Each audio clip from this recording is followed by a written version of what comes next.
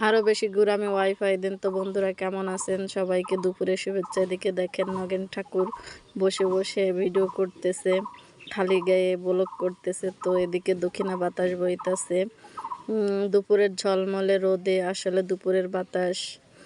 আমরা এখানে এখানে আমরা মানে বসার জন্য একটা বেঞ্চ তৈরি করেছি, ছিট পুরো একটা খাটের মতো। তো এখানে সবাই বসে থাকি, দুপুরের বাতাস গায়ে লাগাই। এবং এদিকে জামা কাপড় ধোয়ার জন্য ছোট বোন রেডি হইতেছে। তো দেখেন ছোট্ট কাঁঠাল গাছের ছোট্ট ফল, কাঁঠাল ফল ধরেছে, কেবল কাঁঠালের গুটিগুলো বেরিয়েছে। তো ভালোই লাগতেছে। ওদিকে কলা গাছে কলা, এদিকে আমাদের বাড়ির দক্ষিণ পাশে হচ্ছে মাঠ। তো বাতাস বইতেছে। এদিকে আম গাছের ছোট আমের গুটি বেরিয়েছে।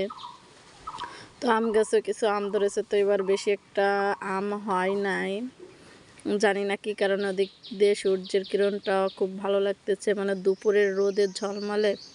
তো এদিকে আমার আম্মু চুলা লেপতেছিল, চুলাটাকে নতুন করে ফেলেছে।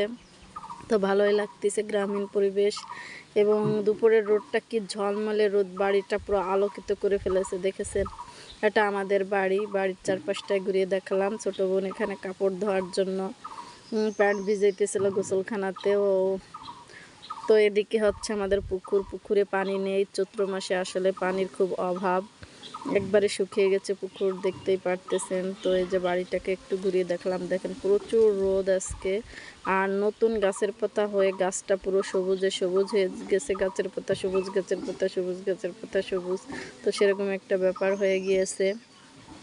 তো আসলে অনেক ভালো লাগতেছে দুপুরবেলা গ্রামের পরিবেশ, এবং আসলে চারপাশে বাতাসে ভরপুর। এখানে আমরা ছাদে আসছি, ছাদে অবশ্যই কিছু ফুল গাছ লাগিয়ে রেখেছিলাম। এখানে ফুল গাছে পানি দিচ্ছিলাম। এখানে নয়নতারা ফুল ফুটে আছে, কি সুন্দর দেখেন, এবং বাড়িটাও অনেক সুন্দর লাগতেছে ছাদের উপর থেকে। তো এই ফুলগুলোর নাম আমি জানি না, লতা পাতা যাই হোক। এখানে টাইম ফুল আছে, অ্যালোভেরা আছে, তো বিভিন্ন ধরনের গাছ আছে। এটা হচ্ছে সবেদা গাছ। ওদিকে ছোট বোন পানি দিচ্ছিল। এদিকে আতা ফলে, আতা আছে পাতা নেই। গাছে ফল আছে আতা ফল, কিন্তু গাছে কোনো পাতা নেই আতা ফল গাছে। তো দেখতেই পারতেছেন। এদিকে তাল গাছে তাল ধরেছে, এখনো পাকি নেই তালগুলা, ভাদ্র মাসে তাল পাকবে। এটা হচ্ছে সবেদা গাছ, সবুজ আর সবুজ। তো সবেদা গাছে একটা সবেদা পেয়েছি আমরা, গাছের পাতার ফাঁকে সুন্দর একটা সবেদা ফল ধরেছে, তবে ওটা কাঁচা আছে, এখনো পাকি নেই। পাকলে অবশ্যই খাওয়া যাবে। তো কে কে খেতে ভালোবাসেন অবশ্যই জানাবেন।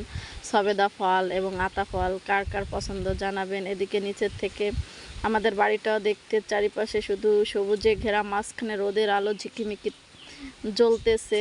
তো অবশেষে ভিডিওটা নয়নতারা ফুল দিয়ে শেষ করলাম। কেমন লাগলো জানাবেন কমেন্ট বক্সে।